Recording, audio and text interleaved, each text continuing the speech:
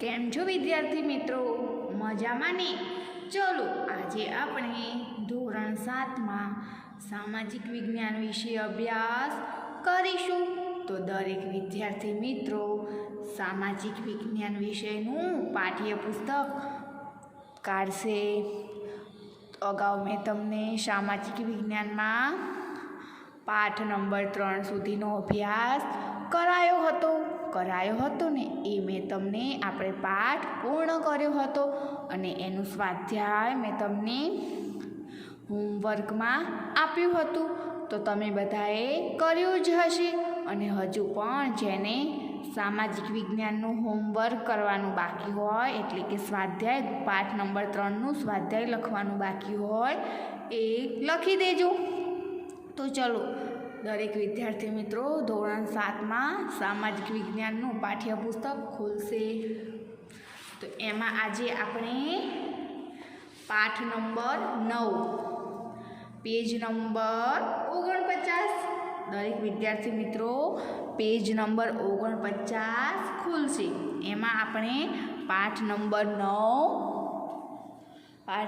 9 પૃથ્વીની આંતરિક રચના અને ભૂમિ સ્વરૂપો. પાઠનું નામ છે પૃથ્વીની આંતરિક રચના અને ભૂમિ સ્વરૂપો. તો ચલો આજે આપણે ધોરણ 7માં પાઠ નંબર 9નો અભ્યાસ કરીશું. તો દરેક વિદ્યાર્થી મિત્રો પેજ નંબર 49 કાઢશે અને તમારી પાસે પેન્સિલ રાખજો જેથી કરીને હું તમને જ્યાં અંડરલાઈન એટલે કે પેન્સિલથી લીટી કરાવું ત્યાં તમારે કરતું જવાનું. તો ચલો પાઠ તરફ આપણે અભ્યાસ કરીએ.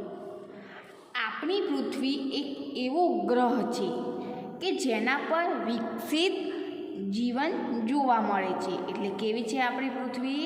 આપણી પૃથ્વી એક એવો ગ્રહ છે કે જેના પર વિકસિત જીવન જોવા મળે છે. આપણે બધા ક્યાં રહીએ છીએ? આપણે બધા પૃથ્વી પર જીવન જીવીએ છીએ ને.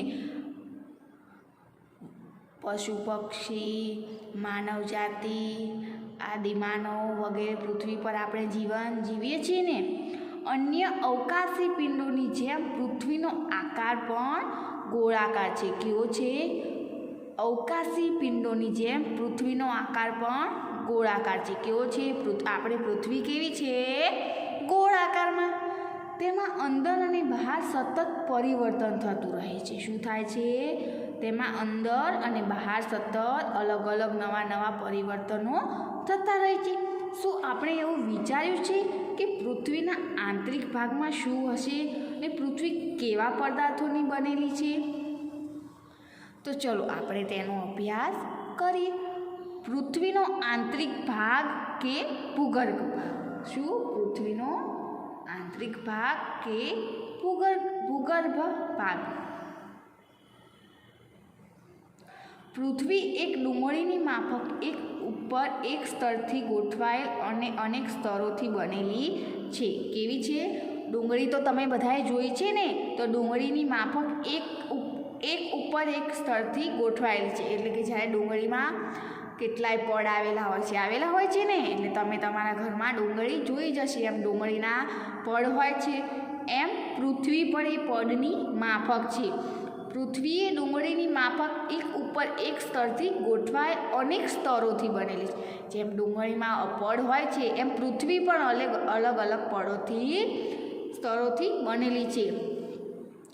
પૃથ્વીની સપાટીના સૌથી ઉપલા સ્તરને ભૂકવચ કહે છે. તો તમને એવો પ્રશ્ન પૂછાય કે પૃથ્વી કેવા સ્તરોથી બનેલી છે? તો પૃથ્વી એ અહીં આપણે અંડરલાઈન કરીશું કે પૃથ્વી એક ડુંગળીની માફક એક ઉપર એક સ્તરથી ગોઠવાયેલ અનેક સ્તરોથી બનેલી છે. અને ભૂકવચ કોને કહેવાય? ભૂકવચ કોને કહે છે? તો અહીં પણ આપણે અંડરલાઈન કરીશું. આ પ્રશ્ન તમને એક વાક્યમાં પૂછાઈ શકે કે પૃથ્વી સપાટીના સૌથી ઉપલા સ્તરને પૃથ્વીની સપાટીનું સૌથી જે ઉપરનું સ્તર હોય છે તેને શું કહે છે? તેને ભૂકવચ કહે છે અને તે સૌથી પાતળું સ્તર હોય છે. કેવું હોય છે? પૃથ્વીની સૌથી ઉપરનું સ્તર કેવું હોય છે? એકદમ પાતળું હોય છે. એ ભૂમિખંડ પર આશરે 35 કિલોમીટર સુધીની હોય છે. કેટલી હોય છે? આશરે 35 કિલોમીટર સુધીની હોય છે. ભૂમિખંડની સપાટી ખાસ કરીને સિલિકા અને એલ્યુમિનિયમ જેવા ખનિજોથી બનેલી છે. કે શાનાથી બનેલી છે? ભૂમિખંડની સપાટી ખાસ કરીને સિલિકા અને એલ્યુમિનના જેવા ખનિજોથી બનેલી છે. તેથી તેને સિયાલ એટલે કે સિલિકા તથા એટલે કે એલ્યુમિના કહેવામાં આવે છે. તો અહીંયા પણ આપણે અંડરલાઈન કરીશું કે ભૂમિખંડની સપાટી ખાસ કરીને સિલિકા અને એલ્યુમિના જેવા ખનિજોથી બનેલી છે. તેથી તેને સિયાલ એટલે કે સિલિકા તથા એટલે કે એલ્યુમિના કહેવામાં આવે છે.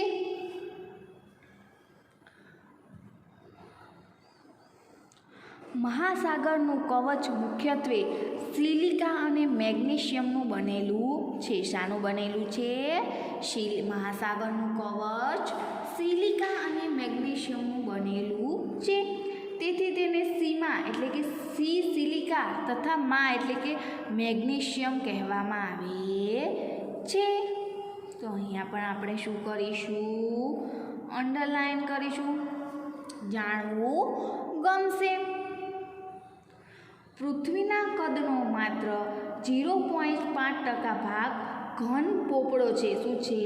પૃથ્વીના કદનો 0.5% ભાગ ઘન પોપડો છે. 100% મેન્ટલ તેમજ 83% ભાગ ભૂગર્ભ. પૃથ્વીની ત્રિજ્યા 6371 કિલોમીટર છે. આ શું છે? પૃથ્વીનું સ્થળ. તો અહીંયા પૃથ્વીનું આંતરિક ભૂગર્ભ, બાહ્ય ભૂગર્ભ, મેન્ટલ અને પોપડોનું ચિત્ર અહીં આપણને દર્શાવેલું છે. આ કવચની બરાબર નીચે મેન્ટલ હોય છે. શું હોય છે? અહીંયા જો મેન્ટલનું ચિત્ર દર્શાવ્યું છે ને અહીંથી આ રહ્યું એ મેન્ટલ. તો આ કવચની બરાબર નીચે મેન્ટલ હોય છે, જે આશરે 2900 કિલોમીટરની ઊંડાઈ સુધી ફેલાયેલ હોય છે. શું છે આ? તમારી ચોપડીમાં જુઓ, તમને અહીં મેન્ટલનું સ્થળ તમને દર્શાવેલું છે, જેની ત્રિજ્યા આશરે 3500 કિલોમીટર જેટલી છે, જે ખાસ કરીને નિકલ અને ફેરસ એટલે કે લોખંડનું બનેલું હોય છે. પૃથ્વીનું આંતરિક સ્થળ, આંતરિક ભૂગર્ભ સ્થળ. તો આ ક્યાં છે? એનું અહીંયા છે.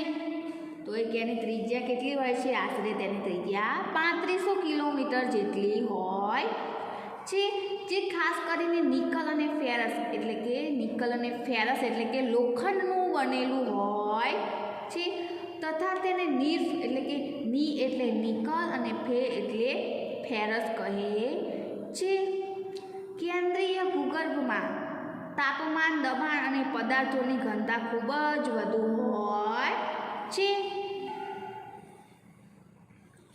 આ શોષાનું ચિત્ર છે પૃથ્વીના સ્થળનું. એમ આંતરિક ભૂગર્ભ, બાહ્ય ભૂગર્ભ, મેન્ટલ અને પોપડાનું ચિહ્ન અહીં આપણને દર્શાવેલું છે.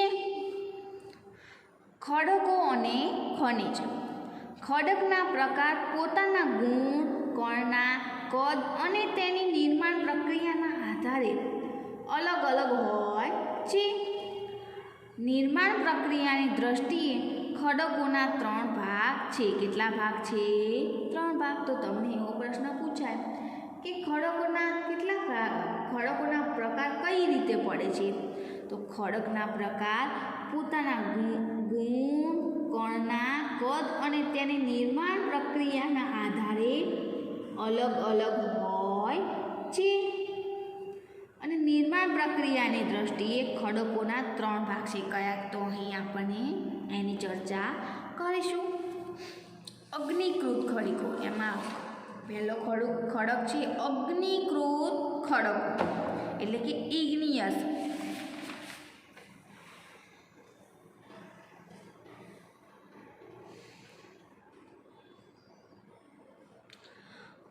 ગરમ મેઘમાં ઠંડો થઈ નક્કર થઈ જાય છે. શું થાય છે? ગરમ મેઘમાં ઠંડો થઈ નક્કર થઈ જાય છે. આ પ્રકારે બનેલ ખડકને શું કહે છે? અગ્નિકૃત ખડક કહે છે. તો અહીં અંડરલાઈન કરીશું કે અગ્નિકૃત ખડક કોને કહે છે? તો ગરમ મેઘમાં ઠંડો થઈ નક્કર થઈ જાય છે. આ પ્રકારે બનેલ ખડકને અગ્નિકૃત ખડક કહે છે. અગ્નિકૃત ખડક બે પ્રકારના હોય છે. કેવા પ્રકારના? બે પ્રકારના, આંતરિક ખડક અને બાહ્ય ખડક. ચલો જાણવું ગમશે. ઇગ્નિયસ લેટિન શબ્દ ઇગ્નિસ, જેનો અર્થ થાય છે અગ્નિ. શું થાય છે? અગ્નિ. સેન્ડિમેન્ટરી લેટિન શબ્દ સેન્ડિમેન્ટમ, જેનો અર્થ થાય છે સ્થિર. અને મેટામોર્ફિક તો ગ્રીક શબ્દ મેટામોર્ફિક, જેનો અર્થ સ્વરૂપમાં બદલાવ. શું તમે જ્વાળામુખીમાંથી નીકળનાર લાવાની કલ્પના કરી શકો છો? વાસ્તવમાં આગની જેમ લાલચોળ પ્રવાહી મેઘમાં જ લાવા છે, જે પૃથ્વીના આંતરિક ભાગમાંથી નીકળી સપાટી પર પથરાય છે. જ્યારે પ્રવાહી લાવા પૃથ્વીની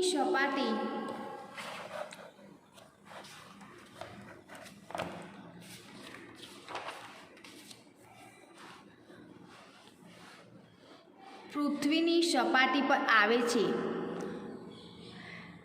તે ઝડપથી ઠંડા થઈને નક્કર બની જાય છે.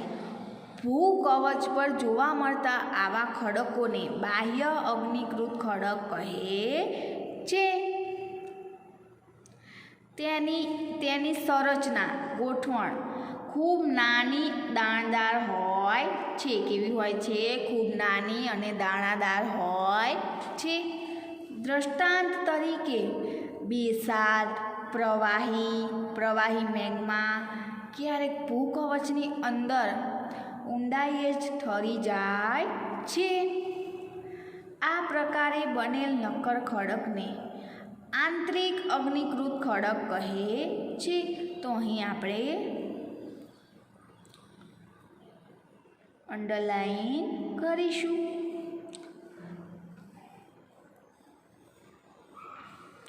ધીરે ધીરે લાવા ઠરવાના કારણે એ મોટા દાણાનું સ્વરૂપ ધારણ કરે છે. શું કરે છે? ધીરે ધીરે લાવાનું એ ઠરી જાય છે. શું થાય છે? ઠરી જાય છે. અને એ ઠરવાને કારણે એ મોટા દાણાનું સ્વરૂપ ધારણ કરે છે. ગ્રેનાઇટ આવા ખડકોનું એક દ્રષ્ટાંત છે. ઘંટીમાં અનાજ, દાણા કે મસાલાને પીસવા માટે જે પથ્થરોનો ઉપયોગ મોટે ભાગે થાય છે, તે ગ્રેનાઇટના બનેલા હોય છે. તમે મસાલાના પીસવા માટે જ્યારે પહેલાંના સમયમાં જે પથ્થર આવતો હતો એ જોયો હશે. કદાચ તમે પહેલાંના સમયની ઘંટીમાં જે ઘંટીનું જે ગોળ આવે અનાજ દળવાનું, એ પથ્થર પણ ગામડામાં તમે ક્યાંક જોયો હશે. તો એનો ઉપયોગ એ ગ્રેનાઇટનો બનેલો હોય છે. શાનો બનેલો હોય છે?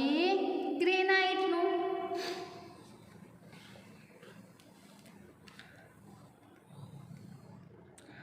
જળકૃત પ્રસ્તર ખડકો ઘસાય, અથડાય કે ટકરાઈને નાના ટુકડામાં ફેરવાય છે. શું થાય છે?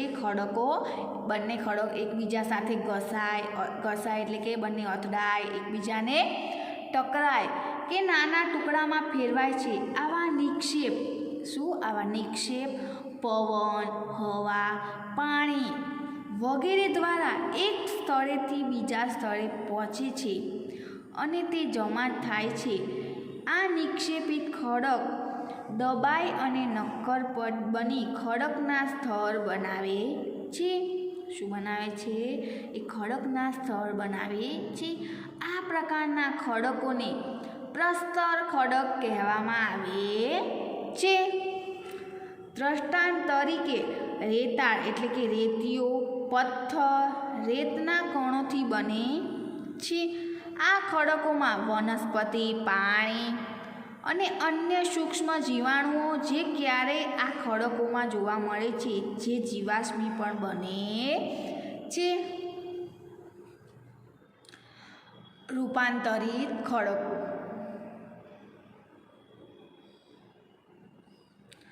અગ્નિકૃત અને જળકૃત ખડકો ઊંચા તાપમાને અને અતિશય દબાણના કારણે રૂપાંતરિત ખડકોમાં ફેરવાઈ જાય છે.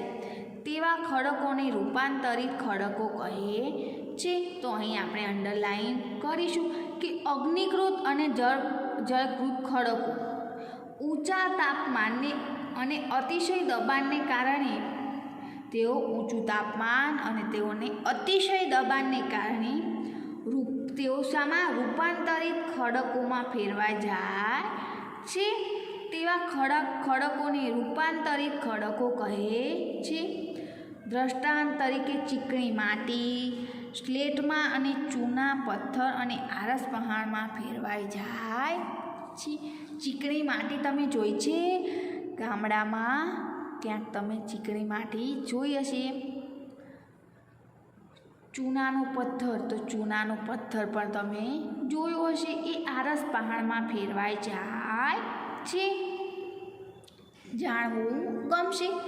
જીવાશ્મી એટલે શું અને ખડકોના સ્તરોના દબાયેલ મૃત વનસ્પતિ અને જીવજંતુઓના અવશેષોને જીવાશ્મી કહે છે.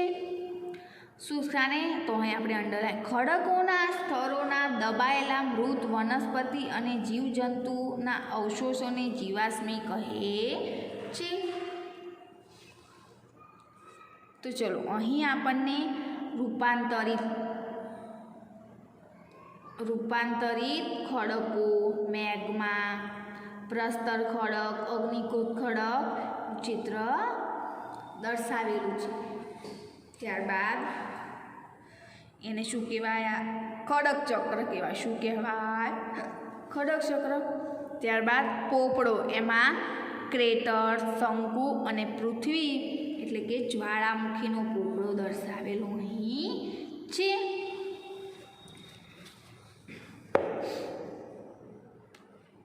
તમને જાણીને નવાઈ પામશો કે કેટલીક ચોક્કસ પરિસ્થિતિઓમાં એક પ્રકારના ખડક ચક્રીય પદ્ધતિથી એકબીજામાં પરિવર્તિત થઈ જાય છે. શું થશે? કેટલીક ચોક્કસ પરિસ્થિતિઓમાં એક પ્રકારના ખડક ચક્રીય પદ્ધતિથી બીજામાં પરિવર્તિત થઈ જશે. એટલે કે તમને અહીં ખડક ચક્રની પદ્ધતિ અહીં કીધું ને, એ તમને ખડક ચક્ર અહીં દર્શાવવામાં આવેલું છે. જો પ્રસ્તર ખડક, તો એનું રૂપાંતરિત ખડકો અને એનું પરિચક્ર મેઘમાં, અને એનું અગ્નિકૃત ખડકો એમ એનું ચક્ર દર્શાવેલું છે ને. જો એક ખડકમાંથી બીજા ખડકમાં પરિવર્તન થવાની આ પ્રક્રિયાને ખડક ચક્ર કહે છે. તો અહીં અંડરલાઈન કરીશું કે એક ખડકમાંથી બીજા ખડકમાં પરિવર્તન થવાની પ્રક્રિયાને ખડક ચક્ર કહે છે. તમે જાણો છો કે પ્રવાહી મેઘમાં ઠંડો થઈને નક્કર અગ્નિકૃત ખડક બની જાય છે. આ અગ્નિકૃત ખડકો નાના નાના ટુકડા રૂપે એક સ્થળેથી બીજા સ્થળે રૂપાંતરિત થઈ પ્રસ્તર ખડકનું નિર્માણ કરે છે. તાપમાન અને દબાણના કારણે આ અગ્નિકૃત ખડક અનેક પ્રસ્તર ખડક રૂપાંતરિત ખડકમાં બદલાઈ જાય છે. અતિશય તાપમાન અને દબાણને કારણે ખડક પુનઃ પીગળીને મેઘમાં બની જાય છે. આ પ્રવાહી મેઘમાં ફરી ઠંડો થઈને નક્કર અગ્નિકૃત ખડકમાં ફેરવાઈ જાય છે.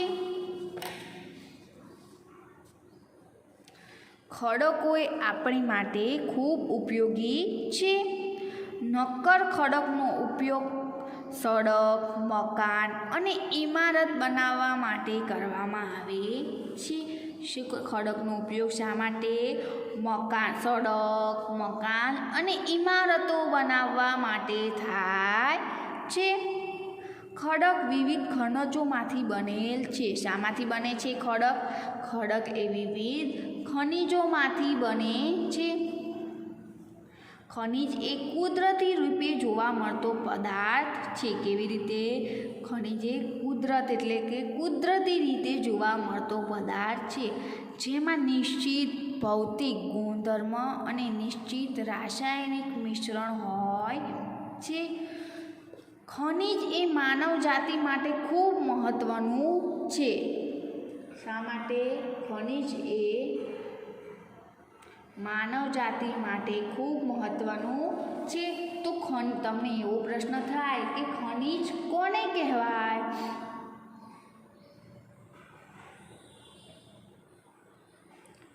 તો ખડકોમાંથી પ્રાપ્ત થતા અને ચોક્કસ નિશ્ચિત ગુણધર્મ અને નિશ્ચિત રાસાયણિક બંધારણ ધરાવતા ઘન, પ્રવાહી અને વાયુ પદાર્થોને ખનિજો કહેવામાં આવે છે. કેટલાકનો ઉપયોગ ઈંધણ તરીકે થાય છે. કેવી રીતે? કેટલાકનો ઉપયોગ ઈંધણ તરીકે થાય છે, જેમ કે કોલસો, કુદરતી વાયુ, ખનિજ અને તેલ અને પેટ્રોલિયમ. તેનો ઉપયોગ વિવિધ ઉદ્યોગો અને ઔષધિઓ બનાવવા પણ થાય છે, જેમ કે લોખંડ, એલ્યુમિનિયમ, સોનું, યુરેનિયમ વગેરે.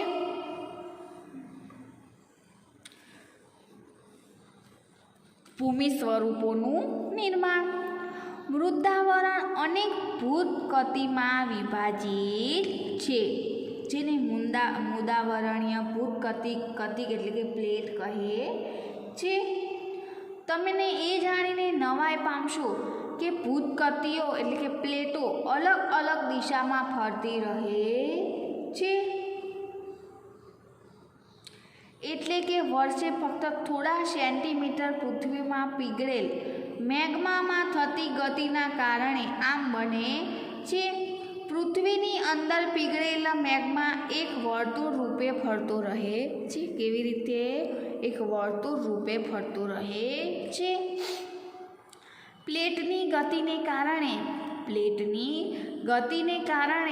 પૃથ્વીની સપાટી પર પરિવર્તન થાય છે. શું થાય છે? પ્લેટની ગતિને કારણે પૃથ્વીની સપાટી પર પરિવર્તન થાય છે. પૃથ્વીની ગતિઓને એ બળોને આધારે વિભાજિત કરવામાં આવે છે, જેને કારણે આ ગતિઓ પેદા થાય છે. તે બળ પૃથ્વીના આંતરિક ભાગમાં નિર્માણ પામે છે, જેને આંતરિક બળ એટલે કે ઇન્ડોજેનિક ફોર્સ કહે છે. અને જે બળ પૃથ્વીની સપાટી પર ઉત્પન્ન થાય છે તેને બાહ્ય એક્સોજેનિક ફોર્સ કહે છે.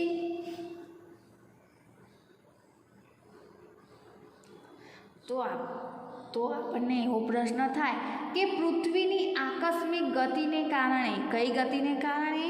પૃથ્વીની આકસ્મિક ગતિને કારણે કઈ બે કુદરતી આપત્તિઓ ઉદ્ભવે છે? તો પૃથ્વીની આકસ્મિક ગતિને કારણે જ્વાળામુખી અને ભૂકંપ જેવી બે કુદરતી આપત્તિઓ ઉદ્ભવે છે. કેવી? જ્વાળામુખી અને બે કુદરતી આપત્તિઓ ઉદ્ભવે. ભૂકંપ. કઈ? જ્વાળામુખી અને ભૂકંપ. આંતરિક બળ ક્યારેક આકસ્મિક ગતિ પેદા કરે છે. શું? આકસ્મિક એટલે કે અચાનક, આકસ્મિક રીતે જે કંઈ થાય છે એને આકસ્મિક એટલે કે અચાનક થયેલું એવી આંતરિક બળે ક્યારેક આકસ્મિક રીતે ગતિ પેદા કરે છે. તો વળી ક્યારેક ધીમી ગતિ, ભૂકંપ અને જ્વાળામુખી આકસ્મિક ગતિને કારણે પૃથ્વીની સપાટી પરિવર્તન થાય છે. ભૂકંપ એક આકસ્મિક છે. તમને ખબર છે, આપણને પહેલેથી ખબર હોય છે કે ભૂકંપ આવવાનો જ છે, ભૂકંપ અચાનક આવે છે. તો ભૂકંપ એ કેવો છે, એટલે કે આંતરિક બળ ક્યારેક આકસ્મિક, એટલે ભૂકંપ એ ક્યારેક આકસ્મિક જોવા મળે છે. અને તેવી જ રીતે જ્વાળામુખીમાં પણ એવું જ હોય છે, તે અચાનક થાય છે. આપણને થોડી પહેલેથી ખબર હોય છે કે આવું થવાનું છે. ભૂકવચ પર ખુલ્લું એક એવું છિદ્ર હોય છે જેમાંથી પીગળેલા પદાર્થ અચાનક નીકળે છે. તેને જ્વાળામુખી કહેવામાં આવે છે. આમ મુદાવરણીય ભૂતકતી પ્લેટોની ગતિશીલતાથી પૃથ્વી સપાટી પર કંપન થાય છે. આ કંપન તેના કેન્દ્રની ચારે બાજુ કરે છે. આ કંપનને ભૂકંપ કહે છે. તો આપણે અહીં અંડરલાઈન કરીશું કે ભૂકંપ કોને કહે છે, ભૂકંપ કોને કહેવાય?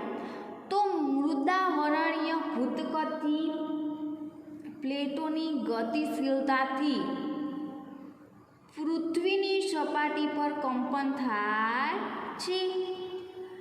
આ કંપન તેના કેન્દ્રની ચારે બાજુ કરે છે. તો આ કંપનને ભૂકંપ કહે છે. તો દરેક વિદ્યાર્થી મિત્રો અહીં અંડરલાઈન કરશે. ભૂકવચની નીચે જે સ્થાન કે જ્યાંથી કંપનની શરૂઆત થાય છે તેને ઉદ્ગમ કેન્દ્ર કહે છે. આ કંપન ઉદ્ગમ કેન્દ્રના બહારની તરફ તરંગો રૂપે ગતિ કરે છે. ઉદ્ગમ કેન્દ્રના નજીકના સપાટીના કેન્દ્રને અધિકેન્દ્ર કહે છે. અધિકેન્દ્રના સૌથી નીચેના ભાગમાં સૌથી વધુ નુકસાન થાય છે. અને અધિકેન્દ્રથી અંતર વધવાની સાથે ભૂકંપની તીવ્રતા ધીરે ધીરે ઓછી થઈ જાય છે. ઉપરાંત ભૂકંપની આગાહી સંભવ નથી. એટલે કે ભૂકંપ ક્યારે આવશે એ કોઈ આપણને નક્કી નિશ્ચિત હોય છે, તો ગમે ત્યારે આવે છે, એટલે તેની આગાહી સંભવ નથી. એની આગાહી આપણે કરી શકીએ નહીં. પરંતુ જો આપણે પહેલેથી સાવચેત હોઈએ તો તેની અસરને ચોક્કસપણે ઘટાડી શકીએ છીએ. સ્થાનિક લોકો કેટલીક સામાન્ય પદ્ધતિથી ભૂકંપની સંભાવનાનું અનુમાન કરે છે, જેમ કે પ્રાણીઓના વર્તનનો અભ્યાસ, તળાવની માછલીઓની તીવ્ર હેરફેર અને સરીસૃપોનું પૃથ્વી સપાટી પર આવવું વગેરે. સ્થાનિક લોકો કેટલીક સામાન્ય પદ્ધતિઓથી કેટલીક સ્થાનિક પદ્ધતિઓથી તેઓ ભૂકંપની સંભાવના કરતા હોય છે. તો તમને એવો પ્રશ્ન પૂછાય કે સ્થાનિક લોકો ભૂકંપની સંભાવના કઈ રીતે કરે છે? તો અહીં આપણે અંડરલાઈન કરીશું કે સ્થાનિક લોકો કેટલીક સામાન્ય પદ્ધતિથી ભૂકંપની સંભાવના કરે છે, જેમ કે પ્રાણીઓ ઉપર તેમની વર્તનનો અભ્યાસ, તળાવની માછલીઓની તીવ્ર હેરફેર અને સરીસૃપોનું પૃથ્વી સપાટી પર આવવું વગેરે દ્વારા તેઓ અનુમાન કરે છે.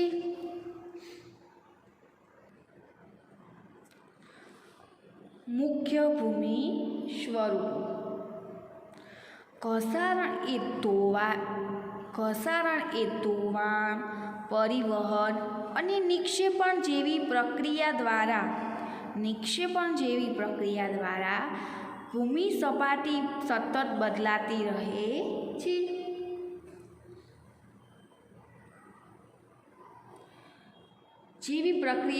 ભૂમિ સપાટી સતત બદલાતી રહે છે. પૃથ્વીની સપાટી પર ખડકોના તૂટવાથી ઘસારણની ક્રિયા થાય છે. શું થાય છે?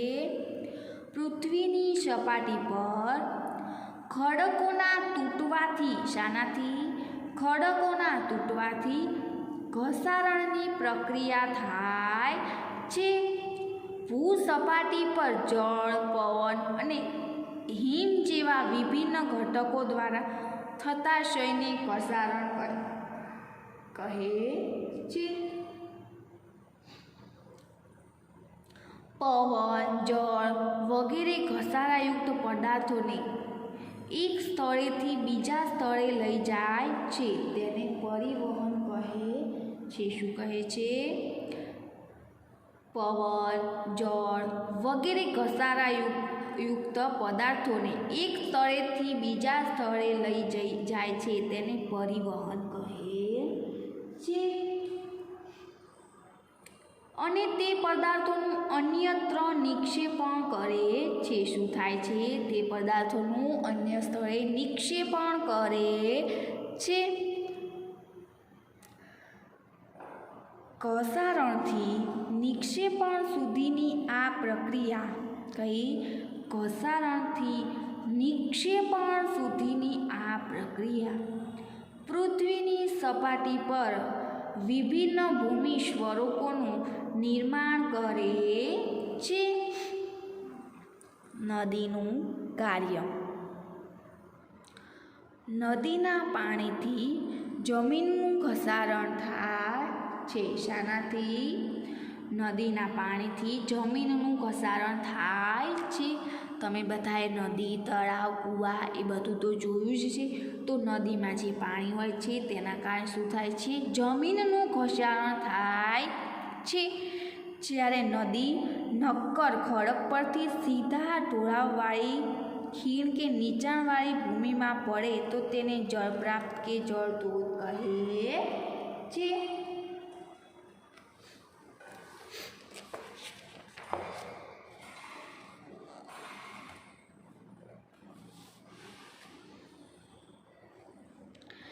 જ્યારે નદી મેદાની ક્ષેત્રમાં પ્રવેશ કરે છે તો તે વળાંકવાળા માર્ગ પર વહેવા લાગે છે.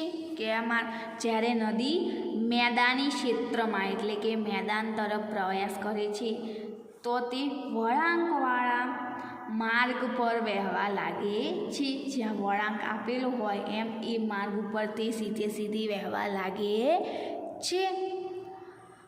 નદીના આ મોટા વળાંકોને સર્પાકાર વહન માર્ગ કહે છે. તો આપણે અહીં અંડરલાઈન કરીશું કે સર્પાકાર વહન માર્ગ કોને કહે છે? સર્પાકાર વહન માર્ગ કોને કહે છે?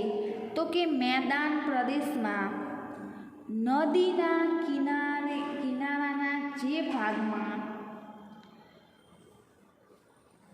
વહન ભોજના ભારે જમાવ થઈ જાય ત્યાંથી નદીના પ્રવાહ સ્વાભાવિક રીતે જે વળાંક લે છે નદીના આ મોટા વળાંકને સર્પાકાર વહન માર્ગ કહે. તો અહીં આપણે અંડરલાઈન કરીશું કે જ્યારે નદી મેદાની ક્ષેત્રમાં પ્રવેશ કરે છે તો તે વળાંકવાળા માર્ગ પર વહેવા લાગે છે. નદીના આ મોટા વળાંકોને સર્પાકાર વહન માર્ગ કહે છે. ત્યારબાદ સર્પાકાર વહન માર્ગ કિનારા પર સતત ઘસારણ અને નિક્ષેપણ શરૂ થઈ જાય છે. સર્પાકાર વળાંક સમય જતાં ખૂબ જ નજીક આવી જતા લગભગ ઘોડાની નાળ આકાર કે વર્તુળાકાર ધારણ કરે છે. શું કરે છે? સર્પાકાર વળાંક સમય જતાં ખૂબ નજીક આવી જતા લગભગ ઘોડાની નાળ આકાર કે વર્તુળાકાર ધારણ કરે છે. આ અવસ્થામાં જ્યારે નદીમાં પૂર આવે છે ત્યારે નિક્ષેપણથી જ વળાંક વચ્ચેના ભૂમિ ભાગો નદી પ્રવાહથી કપાઈ જાય છે અને નદી તેના લાંબા માર્ગને છોડીને સીધો માર્ગ ગ્રહણ કરે છે. આ નદીના છોડેલા નળાકાર ભાગમાં પાણી રહી જાય છે. શું થાય છે? નદીના છોડેલા ભાગમાં પાણી રહી જાય છે. તેને નાળાકાર સરોવર કહે છે. તો તમને એવો પ્રશ્ન થાય કે નાળાકાર સરોવર કોને કહે છે? તો નદીના છોડેલા નાળાકાર ભાગમાં પાણી રહી જતા જે સરોવર રચાય છે. તો અહીં આપણે અંડરલાઈન કરીશું કે નદીના છોડેલા નાળાકાર ભાગમાં પાણી રહી જાય છે તેને નાળાકાર સરોવર કહે છે. ક્યારેક નદી પોતાના કિનારાથી બહાર વહેવા લાગે છે. શું કહે છે? ક્યારેક નદીનો જે કિનારો હોય પાણીનું પ્રમાણ વધી જતાં તે પોતાના કિનારાથી બહાર વહેવા લાગે છે.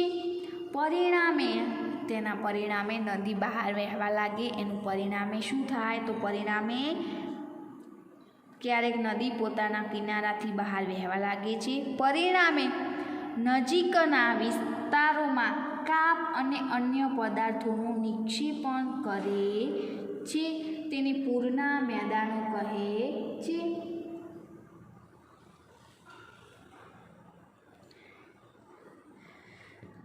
તેનાથી સમતલ ફળદ્રુપ પૂરના મેદાનનું નિર્માણ થાય છે. જ્યારે નદીના બંને કિનારે મોટા પ્રમાણમાં કાપ માટીના નિક્ષેપણથી લાંબા અને ઓછી ઊંચાઈના અનેક ઢગ રચાય છે ત્યારે તેને કુદરતી તટબંધ કહે છે. તો તમને એવો પ્રશ્ન થાય કે કુદરતી તટબંધ કોને કહે છે? તો નદીના, તો અહીં આપણે અંડરલાઈન કરીશું કે નદીના બંને કિનારે મોટા પ્રમાણમાં કાપ માટીના નિક્ષેપણથી લાંબા અને ઓછી ઊંચાઈના ઢગ રચાય છે ત્યારે તેને કુદરતી તટીબંધ કહે છે. સમુદ્ર સુધી પહોંચતા સુધીમાં નદીનો પ્રવાહ ધીમો થઈ જાય છે. શું થાય છે?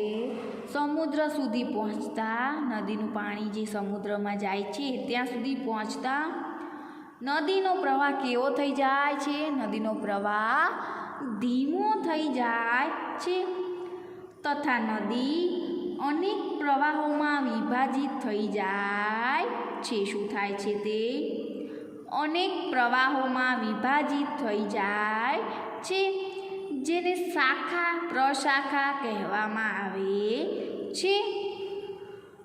અહીં નદીની ગતિ ધીમી થઈ જાય છે કે તે પોતાની સાથે લાવેલ કાપ, રેતી, માટી અને અન્ય પદાર્થોનું નિક્ષેપણ કરવા લાગે છે.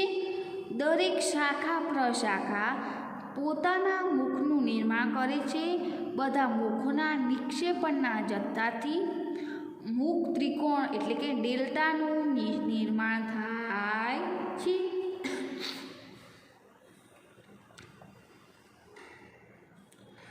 અહીં આપણને પૂરના મેદાન અને તટબંધનું ચિત્ર દર્શાવેલું છે. પૂરના મેદાન, નદી સ્થળ અને કાપનું સમતલ મેદાન અહીં આપણને દર્શાવેલું છે.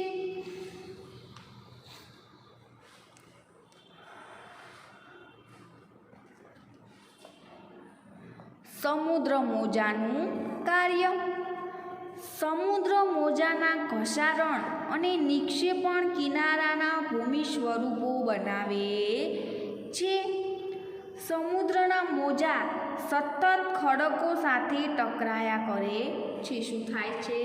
સમુદ્રના મોજાએ જ્યારે દરિયામાં મોજું આવે છે ત્યારે તે ખડકો સાથે અથડાય છે. અથડાય એટલે કે ટકરાય છે જેનાથી તિરાડો બને છે. શું થાય છે? તેનાથી તિરાડો બને છે. સમયાંતરે તે મોટી અને પહોળી બની જાય છે. એટલે કે સમુદ્રના જે મોજા ટકરાય છે એને કારણે તેમાં શું થાય છે? તિરાડ બની જાય છે અને સમય જતાં જતાં તેમાં તે મોટી અને પહોળી બની જાય છે. તેને સમુદ્રી ગુફા કહે છે. તો આપણે અહીં અંડરલાઈન કરીશું કે સમુદ્રી ગુફા કોને કહે છે? તો કે સમુદ્રના મોજા, સમુદ્રના અહીં અંડરલાઈન કરીશું કે સમુદ્રના મોજા સતત ખડકો સાથે ટકરાયા કરે છે, જેનાથી તિરાડો બને છે અને સમયાંતરે તે મોટી અને પહોળી બની જાય છે. તેને સમુદ્રી ગુફા કહે છે.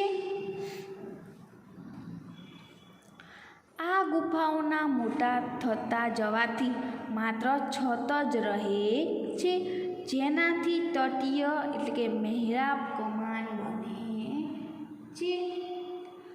સતત ઘસારણ છતને પણ તોડી નાખે છે અને ફક્ત દિવાલો રહે છે. દિવાલ જેવા આ ભૂ સ્વરૂપને સ્ટેક કહે છે.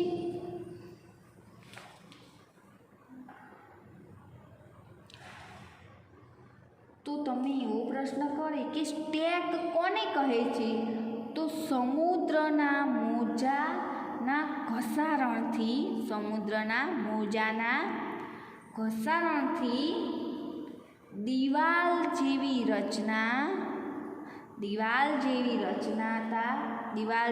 રચાતા ભૂ સ્વરૂપને, દિવાલ જેવા ભૂ સ્વરૂપને સ્ટેક કહે છે.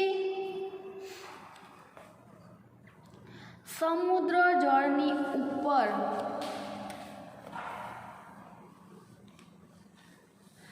લગભગ ઉધર્ભૂત થયેલા ઊંચા ખડકાળ કિનારાઓને સમુદ્ર કમાન કહે છે. સમુદ્રી મોજાઓ કિનારા પર નિક્ષેપણ જમા કરી સમુદ્ર પુલિનનું નિર્માણ કરે છે.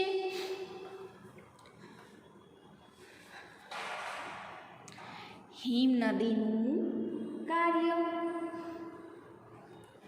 હિમનદી હિમાચ્છિત પર્વતીય ક્ષેત્રોમાં બરફની નદીઓ બને છે. શું થાય છે? હિમનદી હિમાચ્છાદિત એટલે કે હિમાલયના પર્વતો છે ક્ષેત્રોમાં બરફની નદીઓ બને છે. ત્યાં કેવી નદીઓ હોય છે? બરફની નદીઓ બને છે. હિમનદીઓ નીચેના નક્કર ખડકોથી ગોળાશ્મી માટી અને પથ્થરોનું ઘસારણ કરી વિશિષ્ટ કે ગોળાશ્મી ભૂદૃશ્યનું નિર્માણ કરે છે. હિમનદી ઘસારણ દ્વારા યુ આકારની ખીણનું નિર્માણ કરે છે. શું કરે છે? હિમનદી ઘસારણ દ્વારા યુ આકારની ખીણનું નિર્માણ કરે છે. હિમનદી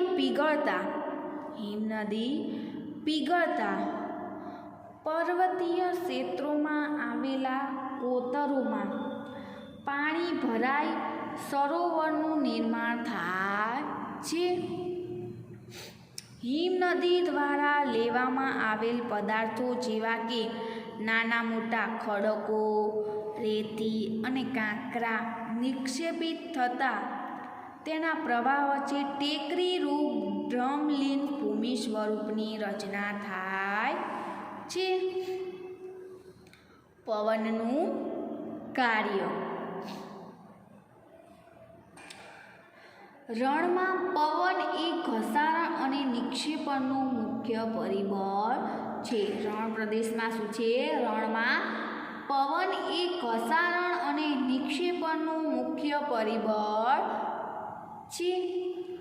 પવન ખડકોના ઉપરના ભાગની સરખામણીએ નીચેલા ભાગને સરળતાથી ઘસે છે.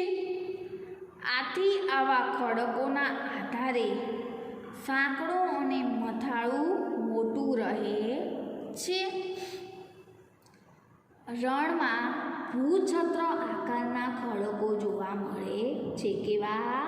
રણમાં ભૂછત્ર આકારના ખડકો જોવા મળે છે, જેને સામાન્ય રીતે ભૂછત્ર ખડક કહેવામાં આવે છે. તેવા ભૂમિ સ્વરૂપને ભૂછત્ર ખડક કહે છે. તો ભૂછત્ર ખડક કોને કહેવાય? તો આપણે અંડરલાઈન કરીશું કે રણમાં ભૂછત્ર આકારના ખડકો જોવા મળે છે, જેને સામાન્ય રીતે ભૂછત્ર ખડક કહેવામાં આવે છે. તેવા ભૂમિ સ્વરૂપને ભૂછત્ર ખડક કહે છે. પવન ગતિથી પોતાની સાથે રેતને એક સ્થળેથી બીજા સ્થળ પર પહોંચાડે છે. જ્યારે પવનની ગતિ અટકે છે ત્યારે તે રેતી જમીન પર પથરાઈને નાની ટેકરી બને છે. શું થાય છે? તે જમીન પર પથરાઈને નાની ટેકરી બને છે. તેને ટુવા એટલે કે બારખંડ કહે છે. તો જ્યારે રાજસ્થાનના રણમાં આ પ્રકારના ઢૂવા જોવા મળે છે, તેને દૂર લઈ જાય છે. જ્યારે આ માટીના કણ વિશાળ વિસ્તારમાં નિક્ષેપિત થઈ જાય છે તો તેને લો એશ કહે છે. શું કહે છે? લો એશ કહે છે. ચીનમાં મોટા લો એશ નિક્ષેપ જોવા મળે છે. તો તમને એવો પ્રશ્ન થાય કે લો એશ કોને કહે છે?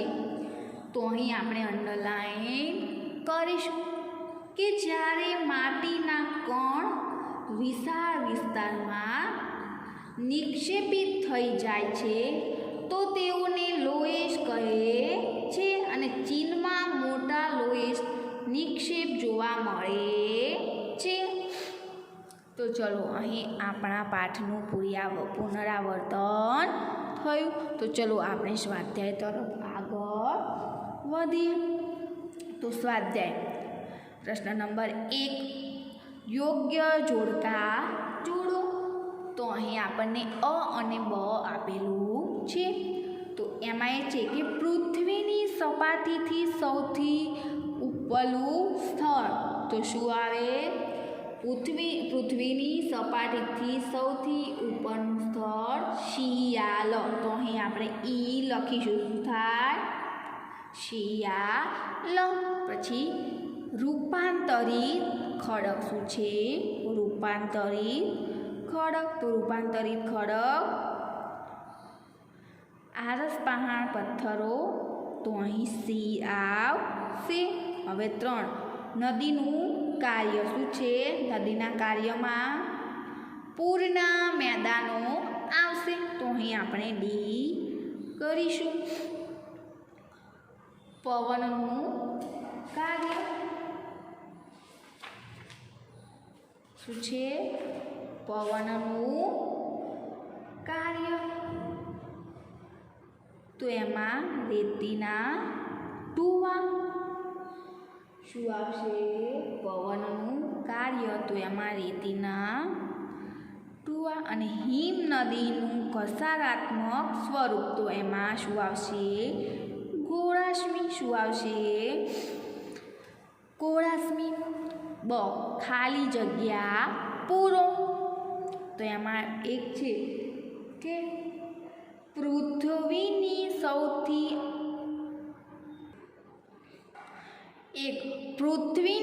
સૌથી આંતરિક સ્થળ ખાલી જગ્યા નામે ઓળખાય છે.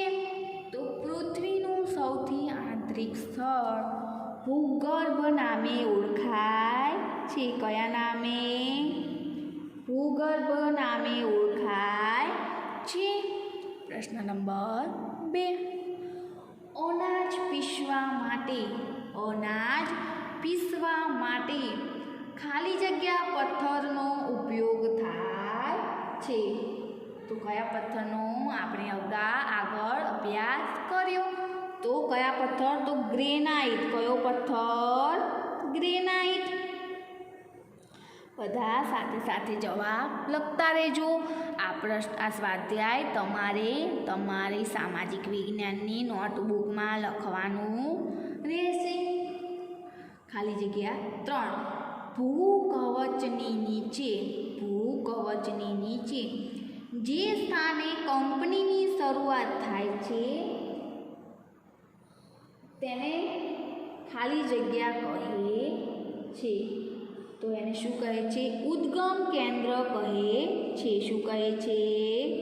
ઉદ્ગમ કેન્દ્ર કહે છે. પ્રશ્ન નંબર 5. સમુદ્ર મોજાના ઘસારણથી દિવાલ જેવા રચાતા ભૂ સ્વરૂપને ખાલી જગ્યા નામે ઓળખવામાં આવે છે. કયા નામથી? સ્ટેક નામથી ઓળખવામાં આવે છે.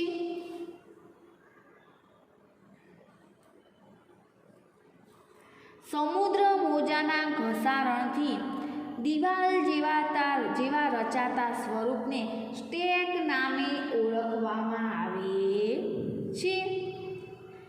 પ્રશ્ન નંબર 5. પવનની ગતિ ઘટતા માટીના કણ જમીન પર પથરાય તેને ખાલી જગ્યા કહે છે. શું કહે છે? ટૂવા કહે છે. શું કહે છે? પવનની ગતિ ઘટતા માટીના કણ જમીન પર પથરાય તેને ટૂવા કહે છે. પ્રશ્ન નંબર 2. એક વાક્યમાં ઉત્તર લખો. સિયાલ સ્તર મુખ્યત્વે કયા ખનિજ તત્વોનું બનેલું હોય છે? તો આપણે આગળ ભણ્યા. સિયાલ સ્તર મુખ્યત્વે સિલિકા અને એલ્યુમિના જેવા ખનિજ તત્વોનું બનેલું છે. કયા તત્વનું? સિલિકા અને એલ્યુમિના ખનિજ તત્વનું બનેલું છે. ખડકોના મુખ્ય 3 પ્રકારો એ પણ આપણે ભણી ગયા. તો ખડકોના મુખ્ય પ્રકારોમાં અગ્નિકૃત ખડકો, જળકૃત કે પ્રસ્તર ખડકો અને ત્રીજું રૂપાંતર ખડકો અથવા વિકૃત ખડકો.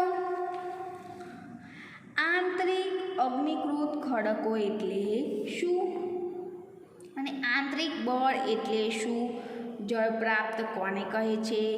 ત્યારબાદ પ્રશ્ન નંબર 3માં તમારે ટૂંક નોંધ લખવાની છે અને પ્રશ્ન નંબર 4માં નીચેના પ્રશ્નના ઉત્તર આપો. આટલું તમારે પાઠ નંબર 9માં સ્વાધ્યાયનો અભ્યાસ તમારી નોટબુકમાં લખવાનું રહેશે. તો ચલો આવજો.